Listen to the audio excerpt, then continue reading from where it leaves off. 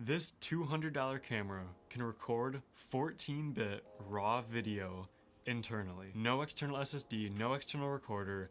With the standard SD card and battery that's in this right now, this camera records 14-bit RAW video. I think technically speaking, this is one of, if not the smallest and cheapest interchangeable lens RAW video recording camera in the world. However, there's one really big catch, which is probably the reason this isn't as popular as it should be for what it can do. And I'm gonna get into that, so stay tuned. But first, I wanna give a little introduction on this camera. Yo, and it's small too, what the hell? So this is the Canon EOS M. This camera was released by Canon in 2012, and it's a standard entry-level mirrorless camera from Canon.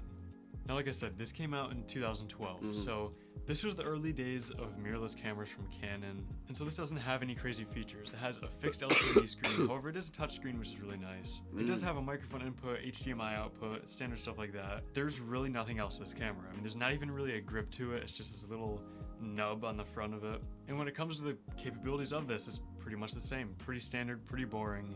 It's 18 megapixels, it shoots 1080p video at 24 frames a second, 720p video at 60 frames a second. Overall, it's a fine camera. It's really small, really portable. You know, I have this 15 to 45 kit lens on here right now, and that is an extremely portable camera. You know, if you just take pictures with it or just record, you know, simple 1080p video with it. But there's really nothing to make this camera stand out from pretty much anything around the same price point, from Canon or Sony or Panasonic or anything else around this age and price point. Except one thing. A company called Magic Lantern was essentially able to hack the firmware on this camera and give it a bunch of numerous features that it didn't previously have, including anything from focus peaking to histograms, zebras, and more advanced tools to help you get good focus, exposure, and composition, all the way to, like I stated earlier, shooting 14-bit RAW video in 1080p, and literally everything in between. There's even a 5K RAW mode that I haven't really got into, as well as countless other modes and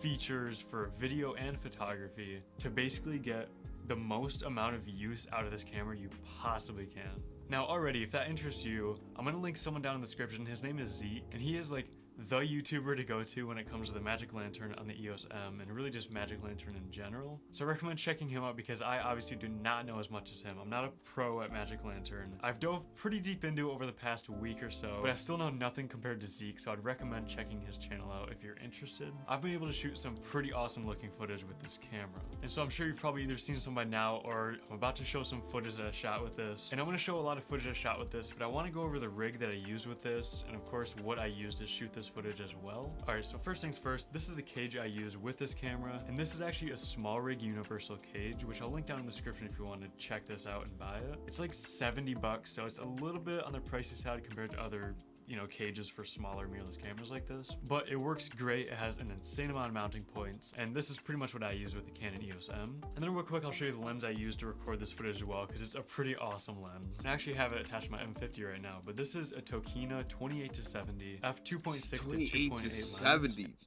28 to 70, Jesus. And this is an awesome lens. Tokina actually partnered with Angenu, which is a professional cinema lens company, and they kind of work together on this one as well as the Angenu 28-70 f2.6, which is essentially the exact same lens. And this is what I shot all the footage with that you're going to see of this camera.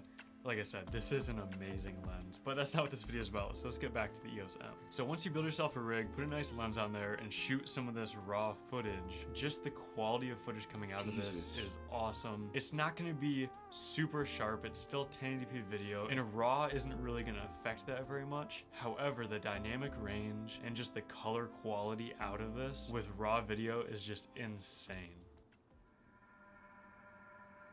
Hold on, gang, hold on. 4K, yes. Jesus.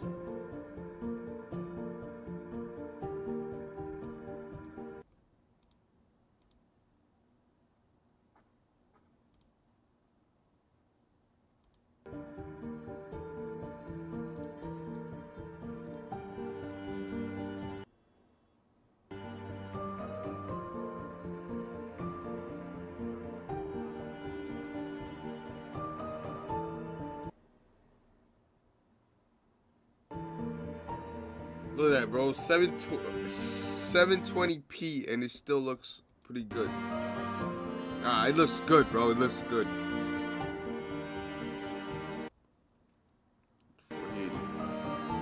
480, and it's still.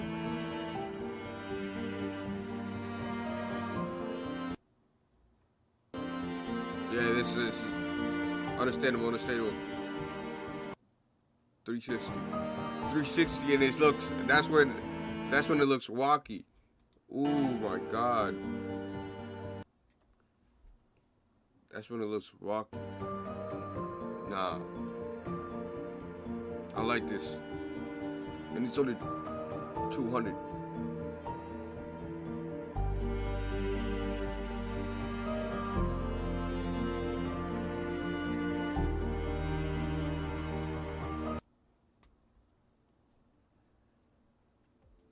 But that pretty much wraps this video up. This is a $200 camera that records 14-bit raw video.